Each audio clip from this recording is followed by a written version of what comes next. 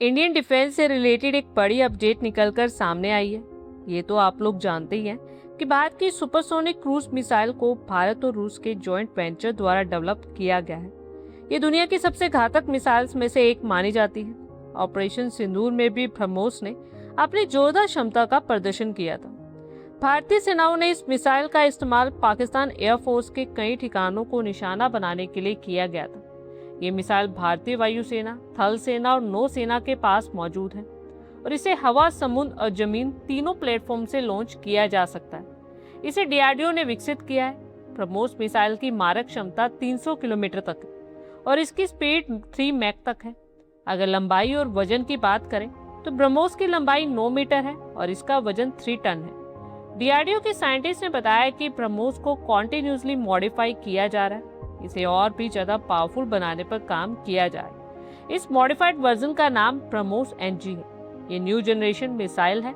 इसमें बेसिक ब्रह्मोस के कंपैरिजन में कई चेंजेस देखने को मिलेंगे, जैसे कि ब्रह्मोस एनजी की लंबाई सिर्फ 5 से 6 मीटर तक होगी और वजन 1.5 से 2 टन तक होगा। साथ ही इसकी मारक क्षमता पुराने ब्रह्मोस से ज्यादा होगी और ये 400 किलोमीटर तक मारक क्षमता वाली एक खतरनाक मिसाइल होगी। बता दें कि ब्रह्मोस एनजी मिसाइल अभी डेवलपमेंट स्टेज में है। इसका फ्लाइट टेस्ट 2026 के आसपास होने की उम्मीद है। टेस्टिंग में सक्सेसफुल होने के बाद इसका प्रोडक्शन 2027 से 28 तक स्टार्ट होने की पॉसिबिलिटी है। नई मिसाइल में सबसे बड़ा बदलाव इसका स्मॉल साइज और कम वजन है। ब्रह्मोस एनजी करीब 50% हल्की और लगभग 3 मीटर छोटी होगी। लेकिन खास बात यह है कि छोटा होने के बावजूद इसकी ताकत और मारक क्षमता कम नहीं होगी, बल्कि इसे कई तरह के प्लेटफॉर्म्स पर आसानी से इस्तेमाल किया जा सकता है।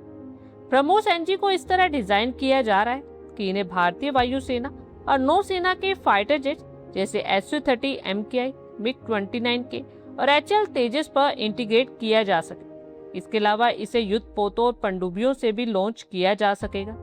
इस मिसाइल की रेंज लगभग 290 किलोमीटर होगी। साथ ही इसमें कम रडार सिग्नेचर यानी दुश्मन के रडार पर कम दिखाई देना और बेटर स्टेल्थ क्षमता होगी। ब्रह्मोस एनजी भारत की मारक क्षमता को और मजबूत करेगी और युद्ध के समय दुश्मन के लिए बड़ा खतरा साबित होगा। ब्रह्मोस का प्रोडक्शन अभी तिरुवनंतपुरम, नागपुर, हैदराबाद और पिलानी में होता है और लखनऊ में भी एक यूनिट खोली जा चुकी है, जहाँ पर ये कहा जा रहा है कि Bharat 100 BrahMos per year produce कर सकेगा।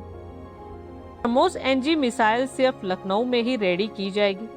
ब्रह्मोस एनजी मिसाइल का RCS यानी रडार क्रॉस सेक्शन पिछले मिसाइल के कंपैरिजन में छोटा है, जिससे एयर डिफेंस सिस्टम के लिए टारगेट का पता लगाना, उस पर हमला करना कठिन हो जाता है। अपने छोटे साइज के कारण इस मिसाइल को सबमरीन से, टॉर्पिडो से लॉन्च किया जा सकता है।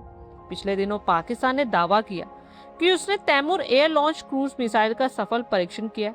इसके साथ ही कुछ पाकिस्तान के लोग इसका कंपैरिजन भारत की ब्रह्मोस मिसाइल से भी करने लगे हैं। लेकिन असलियत तो ये है कि पाकिस्तान की सभी मिसाइल भारत की ब्रह्मोस के आगे फेल हैं।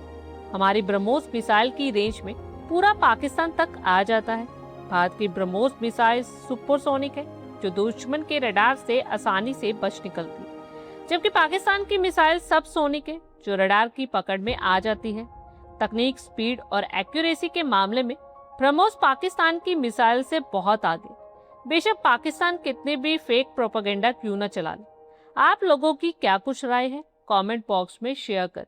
आई होप आपको हमारी ये वीडियो अच्छी लगी होगी और आगे भी इसी तरह के अपडेट्स के लिए हमारे चैनल को जरूर सब्सक्राइब करें। धन्यवाद।